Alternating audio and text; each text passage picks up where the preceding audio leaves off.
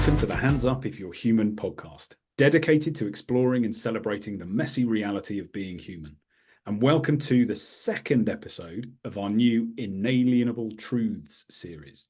In these bonus episodes, we will speak of the truths that lie next to our hearts, not the stories we tell ourselves, not the things we think we believe and believe to be true, not the truths that make us feel better or worse, simply the universal truths, without judgment, without favour, and without the biases created by our emotions. These are the inalienable truths we are left with when we strip away the stories we tell ourselves. My name is Wyndham. And I'm Lisa. How are you, Lisa? Yeah, I'm really well, thank you, darling. Good.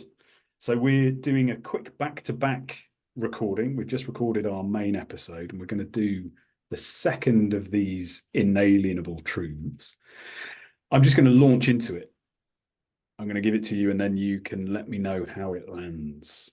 It's a really simple one, as they tend to be. You have a choice in every moment.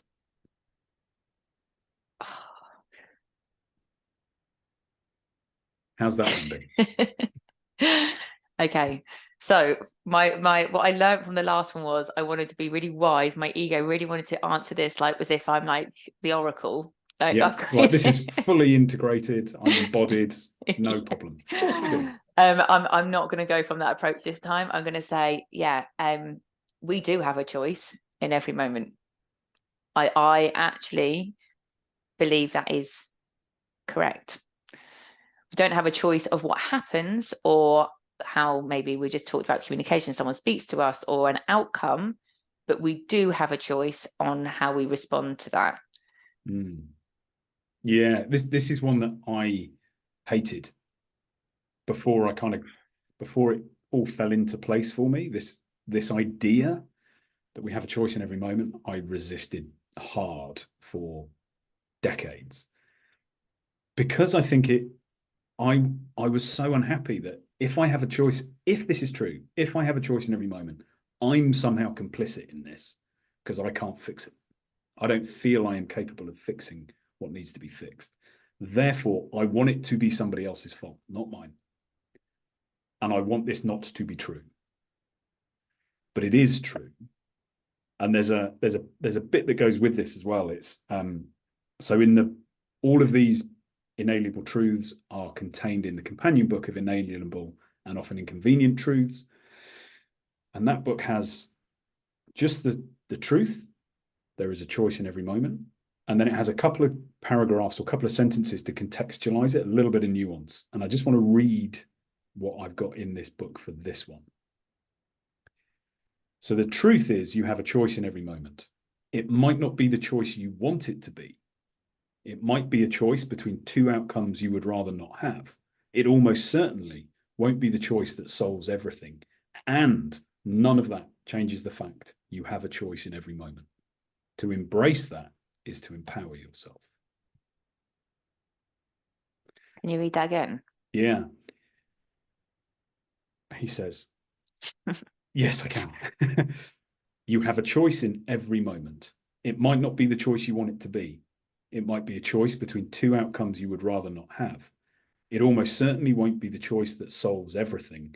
And none of that changes the fact you have a choice in every moment. To embrace that is to empower yourself. I have most of my clients, and certainly how I was in the past, is people come to me saying, I don't know what to do. I really want to, I don't know what to do. I've got this problem. I've got this problem. I've got this problem. I don't know what to do about it. And eventually it put me in mind of, we're trying to do the impossible. Right? It's almost like if we're playing a game of chess, it's like we're trying to play the checkmate move first. And we can't. It's an impossibility. The rules of the game don't allow it. So we have to make some choices that move us towards the final choice we want to, that will get us where we really want to go. And that is, for me, what this means. It isn't about you have one choice, and if you make the right choice, everything's going to be amazing. It's about maneuvering yourself from where you are towards where you want to get. And sometimes that's going to be a choice that takes you sideways. Sometimes that might, you'll come up against a brick wall and it'll be like, oh, bollocks, I've got to take a choice that takes me back because I've got to go around this thing. But eventually, when we let go of the outcome of our choices and we recognize the truth of this, that whatever the outcome, I get to make another choice.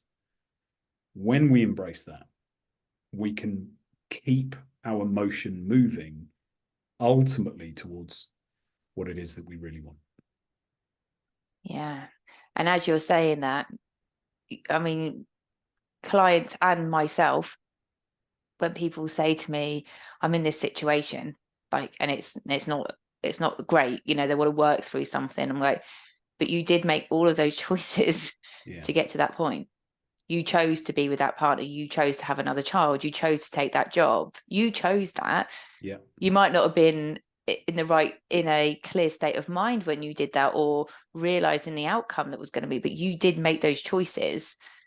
So again, it's giving those people their own accountability, but then you do have then choices to then move forward. And like you said, and it's not normally, might not be one you want, but it's a choice to change something that's not working. Absolutely.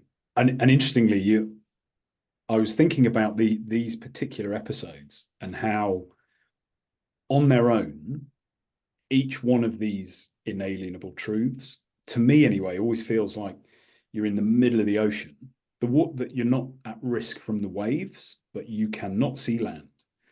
And each one of these is like a small post raising above the water, but it's only big enough for the front half of 1 foot.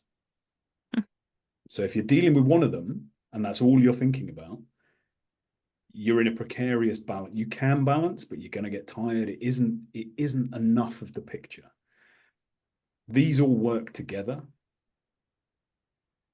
And while we say you have a choice in every moment, we started with the truth will set you free, but first it's going to piss you off. Well, this is an example.